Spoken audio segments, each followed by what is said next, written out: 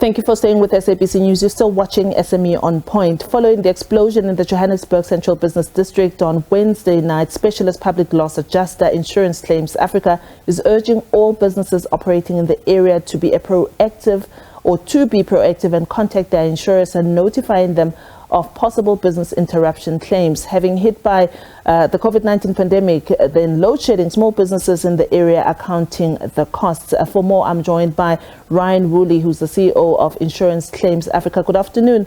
Ryan, you do say that businesses should inform their insurers, but what we have seen with the past tragedies that have happened is that many small businesses, in fact, do not have insurance. In this case, what do you advise them to do? And those that you have dealt with, how have you helped them before? So thank you for having me on the show. And yes, it's a really unfortunate event. It is very localized to about 5 blocks of Lillian Goyi Street in the inner city.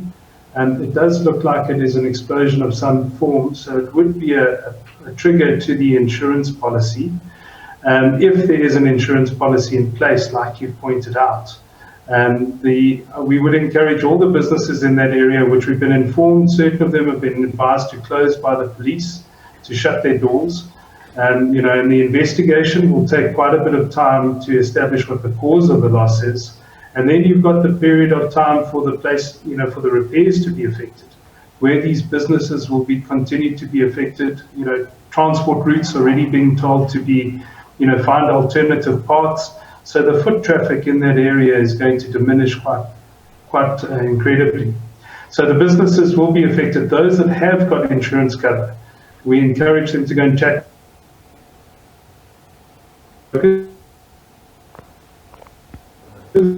Unfortunately, it looks like technology is letting us down. Mr. Ryan, let's check if you are back with us. You were explaining to us that those that do have insurance, they should reach out to the insurance company. Please continue.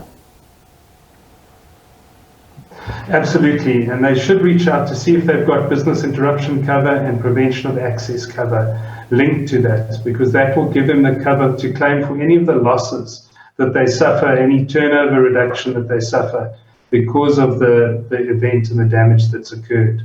If they don't have insurance, that's a sad state, and we might see government intervention. We know that the city of Joburg is responsible for the roads. Yeah. We do know that the city of Joburg does have insurance, and potentially there could be liability claims that, depending on the cause, that could go against the city of Joburg.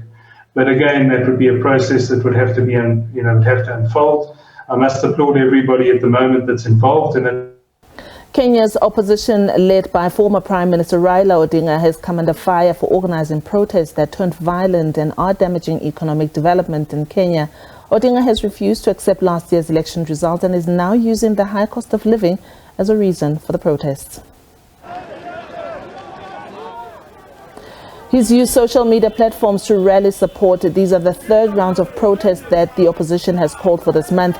300 people, including senior opposition leaders, were arrested this week after demonstrators hurled rocks at police. Security forces retaliated by firing tear gas.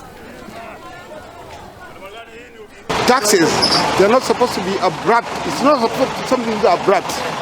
It's supposed to be gradually. We have absolutely no issue with any constitutional provision on picketing or even on demonstration. But we cannot be a country of chaos.